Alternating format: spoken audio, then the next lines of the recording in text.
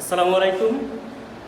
আমি মোহাম্মদ বেলাল ইসলাম, সহকারী শিক্ষক, আথারিয়া উচ্চ বিদ্যালয় কলেজ, হেতিমগঞ্জ, গোলাপগঞ্জ, সিলেট। প্রিয় শিক্ষার্থী, আশা করি তোমরা সবাই ভালো আছো, সুস্থ আছো। আর আমরা অনলাইনে যে ক্লাসগুলো আপলোড করছি সেইগুলো তোমরা নিয়মিত দেখছো। প্রিয় শিক্ষার্থী, গত ক্লাসে আমি বাংলাদেশ ও বিশ্ব পরিচয়ের নবম দশম শ্রেণীর বাংলাদেশ ও বিশ্ব পরিচয়ের ষষ্ঠ অধ্যায় থেকে রাষ্ট্র নিয়ে আলোচনা করেছিলাম। আজকে আমি তোমাদের সামনে নাগরিক নিয়ে আলোচনা করব। প্রিয় শিক্ষার্থী, তোমরা সবাই জানো রাষ্ট্রের সাথে নাগরিকের সম্পর্ক রয়েছে। তো গত ক্লাসে আমি রাষ্ট্র নিয়ে আলোচনা করেছিলাম, আজকে আমি নাগরিক নিয়ে আলোচনা করব। শুরুতে আমরা নাগরিক বলতে আমরা কাদেরকে বুঝি সেই সম্পর্কে আমি তোমাদের সামনে বিষয়টা তুলে ধরছি। প্রিয় শিক্ষার্থী, আমরা জানি রাষ্ট্র গঠনের একটি পূর্বশর্ত হল জনসমষ্টি। যখন একটি রাষ্ট্র পূর্ণাঙ্গভাবে আত্মপ্রকাশ করে তখন সেই জনসমষ্টি রাষ্ট্রের নাগরিক হিসেবে বিবেচিত হয়। কারণ জনসমষ্টি ছাড়া একটি রাষ্ট্র কখনো পূর্ণাঙ্গ রাষ্ট্র হিসাবে আত্মপ্রকাশ হতে পারে না। রাষ্ট্রের সঙ্গে এই নাগরিকের সম্পর্ক অত্যন্ত নিবিড়।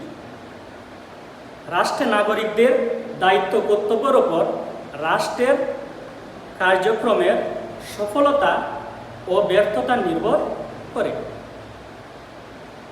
নাগরিকের দায়িত্ব কর্তব্য এবং কীভাবে সুনাগরিক হওয়া যায় তা আমাদের সবারই জানতে হবে। নাগরিক শব্দটি ল্যাটিন শব্দ সিভিক্স থেকে সিটিজেন বা নাগরিক শব্দটির উৎপত্তি হয়। পৌরনীতি পাঠের মূল বিষয়বস্তু হল নাগরিকত্ব ও রাষ্ট্র। সাধারণত নাগরিক শব্দটি দ্বারা নগর রাষ্ট্রে বসবাসরত অধিবাসীদেরকে বোঝায়। এক সময়ে যারা শাসন কার্যে সরাসরি জড়িত থাকতেন তাদেরকেই কেবল নাগরিক বলা হতো। রাষ্ট্রবিজ্ঞানের জনক এরিস্টটল নাগরিকের সংজ্ঞায় বলেছেন, আমরা দেখব তিনি কি বলছেন, যে সেই ব্যক্তি নাগরিক যে নগর রাষ্ট্রের প্রতিনিধিত্ব ও শাসন কার্যে সক্রিয় অংশগ্রহণ করে। প্রিয় শিক্ষার্থী, তাহলে রাষ্ট্রবিজ্ঞানের জনক এরিস্টটল তিনি এই সংজ্ঞাটা প্রদান করেছেন। তিনি এখানে বলছেন যে নাগরিক হচ্ছে সেই ব্যক্তি যে নগর রাষ্ট্রের প্রতিনিধিত্ব ও শাসন কার্যে সক্রিয় অংশগ্রহণ করে। অর্থাৎ রাষ্ট্রে যিনি কি করেন, প্রতিনিধিত্ব করেন ও শাসন কার্যে সক্রিয় অর্থাৎ সরাসরি অংশগ্রহণ করেন, তিনি তাকেই শুধু নাগরিক হিসেবে তিনি কি করছেন, উল্লেখ করেছেন। প্রিয় শিক্ষার্থী, তাহলে এরিস্টটলের সংজ্ঞাটা আমরা বুঝতে পেরেছি।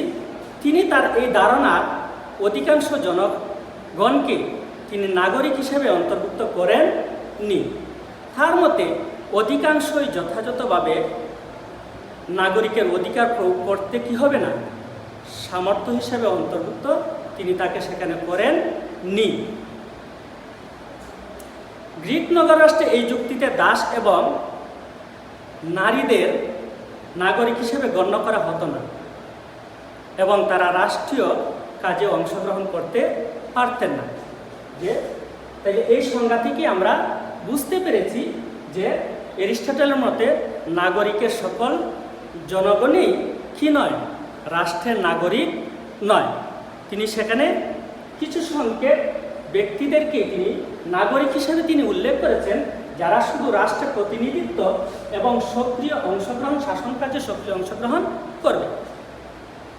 প্রিয় শিক্ষার্থী, এরপরে আমরা লাক্সির একটা সংজ্ঞা আমরা দেখব। তিনি বলেছেন, সেই ব্যক্তি যে ব্যক্তি রাষ্ট্রের সুযোগ সুবিধা গ্রহণ করে এবং রাষ্ট্রের প্রতি আনুগত্য স্বীকার করে তাকে নাগরিক বলা হয়। লাক্সি এই সংজ্ঞাটা তিনি প্রদান করেছেন। তিনি বলছেন, যে ব্যক্তি রাষ্ট্রের সুযোগ সুবিধা গ্রহণ করে, অর্থাৎ রাষ্ট্রে বসবাসকারী ব্যক্তিবর্গের মধ্যে যারা রাষ্ট্রের সুযোগ সুবিধা কি করে গ্রহণ করে এবং রাষ্ট্রের প্রতি আনুগত্য স্বীকার করে, অর্থাৎ রাষ্ট্রের আদেশ নিষেধ মেনে চলে, তিনি তাদেরকে নাগরিক হিসেবে কি করছেন বলেছেন, তাদেরকে নাগরিক বলেছেন। আমরা আরেকটা সংজ্ঞা দেখব যে অধ্যাপক গেটেলে কি বলছেন। অধ্যাপক গেটেল বলেছেন, নাগরিক হচ্ছে সেই সব সদস্য যারা উক্ত সমাজের প্রতি কর্তব্য পালনে বাধ্য থাকেন এবং সমাজ থেকে সকল প্রকার সুযোগ সুবিধার অধিকারী হন। অধ্যাপক গেটেল বলেছেন যে নাগরিক হচ্ছে সেই সব সদস্য যারা উক্ত সমাজের প্রতি কি করে কর্তব্য পালনে বাধ্য থাকে এবং সমাজ থেকে সকল প্রকার সুযোগ সুবিধা তারা ভোগ করে থাকে। প্রিয় শিক্ষার্থী, আমরা এই নাগরিকের ধারণা পেতে গিয়ে আমরা তিনজনের সংজ্ঞা থেকে আমরা নাগরিক বলতে কাদেরকে বোঝানো হয়েছে সেটা আমরা সুস্পষ্ট ধারণা পেয়েছি। তো এরই পরিপ্রেক্ষিতে আমরা বলতে পারি, নাগরিক বলতে বোঝায় রাষ্ট্রের রাজনৈতিক অধিকার, নাগরিক সুবিধা ভোগ করা এবং রাষ্ট্রের অর্পিত দায়িত্ব কর্তব্য পালনে বাধ্য হওয়া। উপরোক্ত বিষয়গুলো যাদের মধ্যে থাকবে তাদেরকেই নাগরিক বলা হয়ে থাকে। প্রিয় শিক্ষার্থী, তাহলে আমরা নাগরিকের সংজ্ঞা জানতে পারলাম। নাগরিক কাকে বলে সেই বিষয়টা আমরা তিনজনের সংজ্ঞা থেকেই আমরা বুঝতে পেরেছি। এখন একজন নাগরিক হিসাবে রাষ্ট্রের প্রতি কী কী দায়িত্ব কর্তব্য রয়েছে সেই বিষয়গুলো আমরা একটু জানব। নিশ্চয়ই আমরা জানি যে একজন নাগরিক যে রাষ্ট্রেই বসবাস করুক সেই রাষ্ট্র থেকে সে অনেক সুযোগ সুবিধা ভোগ করে থাকে। তো একজন ব্যক্তি রাষ্ট্র থেকে অনেক সুযোগ সুবিধা ভোগ করে যদি থাকে তাহলে সেখানে অবশ্যই রাষ্ট্রের প্রতিও তার কিছু দায়িত্ব এবং কর্তব্য পালন করতে হবে। তো আমরা জেনে নিই যে একজন নাগরিক হিসাবে রাষ্ট্রের প্রতি তার কী কী দায়িত্ব কর্তব্য রয়েছে। নাগরিকের প্রধান কর্তব্যই হচ্ছে রাষ্ট্রের প্রতি আনুগত্য প্রকাশ করা। প্রিয় শিক্ষার্থী,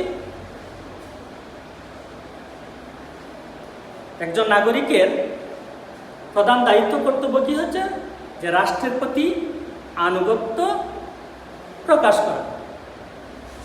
তাহলে রাষ্ট্রের প্রতি আনুগত্য প্রকাশ করা বলতে আমরা কি বুঝি? যে রাষ্ট্রের আনুগত্য হচ্ছে সেটাই যেটা রাষ্ট্রের নির্দেশ কি করা মেনে চলা, রাষ্ট্রের নিরাপত্তা, অখণ্ডতা, স্বাধীনতা ও সার্বভৌমত্ব অক্ষুণ্ণ রাখার জন্য প্রত্যেক নাগরিককে সর্বদা সজাগ এবং ত্যাগের জন্য প্রস্তুত থাকতে হবে। যে ব্যক্তি এই কাজগুলো করবে আমরা ধরে নেব সেই ব্যক্তি রাষ্ট্রের প্রতি আনুগত্য প্রকাশ করেছে। দ্বিতীয়ত হচ্ছে রাষ্ট্রের প্রচলিত আইন ও সংবিধান মেনে চলা। নাগরিক যে রাষ্ট্রে বসবাস করুক সেই রাষ্ট্রের যে আইন আছে, যে সংবিধান আছে, তাকে সেগুলো অবশ্যই কি করতে হবে? মেনে চলতে হবে। আইনের প্রতি সম্মান দেখানো নাগরিকের অন্যতম দায়িত্ব। কেউ আইন অমান্য করলে সমাজে বিশৃঙ্খলা দেখা দেয়, স্বাভাবিক জীবনের বিভিন্ন সমস্যা বা ব্যাঘাত সৃষ্টি হয়। তাই সুষ্ঠু জীবনযাপন, শান্তি ও শৃঙ্খলা রক্ষার জন্য প্রত্যেক নাগরিককে রাষ্ট্রের দেওয়া আইন মেনে চলতে হবে। আর রাষ্ট্রের দেওয়া আইন মেনে চললে সমাজ, দেশ শান্তি এবং সুশৃঙ্খলভাবেই পরিচালিত হবে। তো প্রিয় শিক্ষার্থী, আমরা রাষ্ট্রের কি কি দায়িত্ব কর্তব্য পালন করতে হবে, সেখান থেকে আমরা দুইটা বিষয় আলোচনা করেছি। 3 নম্বর হচ্ছে সততা ও সুবিবেচনার সাথে ভোট দেওয়া নাগরিকের পবিত্র দায়িত্ব কর্তব্য। তাহলে আমরা 1 নম্বরে পেয়েছি আনুগত্য প্রকাশ করা, 2 নম্বর হচ্ছে রাষ্ট্রের আইন মেনে চলা, আর 3 নম্বর আমরা পেয়েছি যে ভোট দেওয়া, যে ভোট দেওয়া নাগরিকের প্রধান কর্তব্য। সে ভোটটা কিভাবে দিতে হবে, যে সততা এবং সুবিবেচনার সাথে।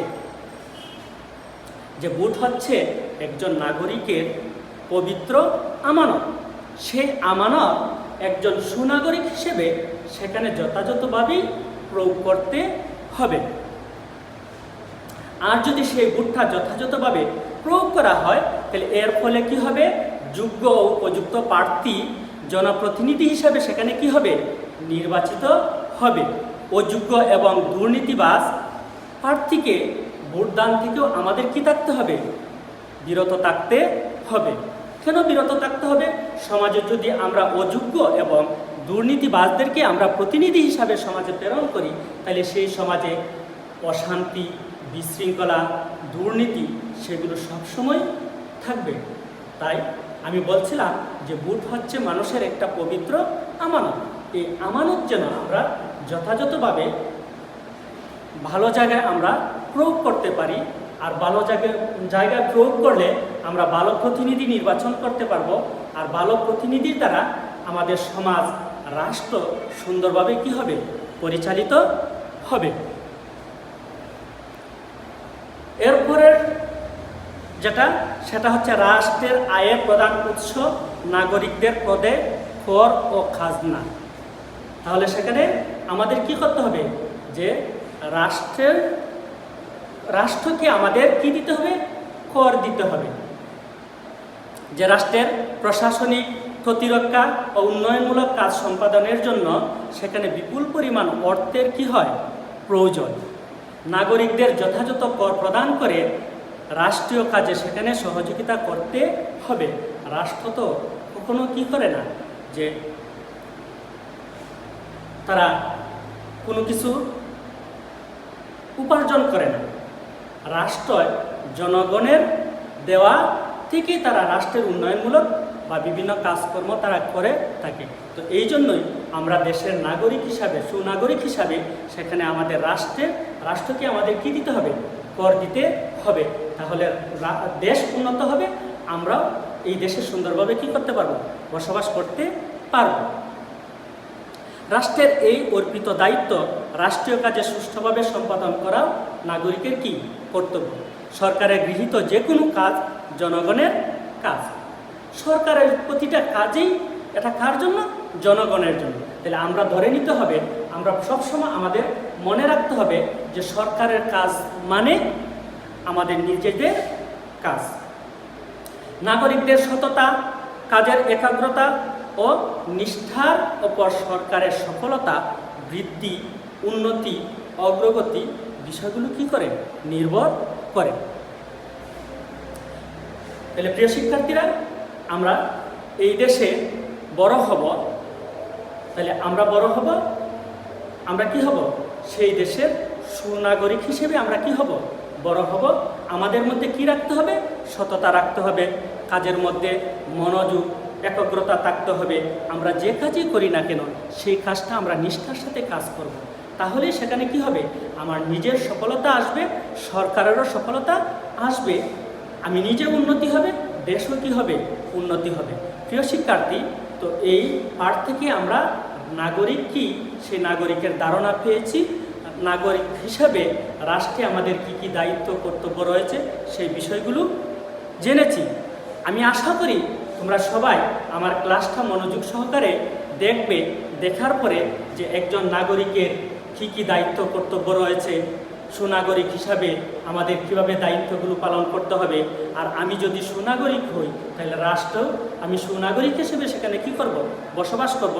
আমি আশা করব যে তোমরা প্রত্যেকেই যে এই দেশের একজন সুনাগরিক হিসেবেই তোমরা তোমাদের জীবনকে গড়ে তুলবে। আমি এই আশাবাদ ব্যক্ত করে আজকে আমি আমার এই ক্লাস শেষ করেছি। সবাই ভালো থাকো, সুস্থ থাকো, এই কামনা করে আমি বিদায় নিচ্ছি। ধন্যবাদ সবাই।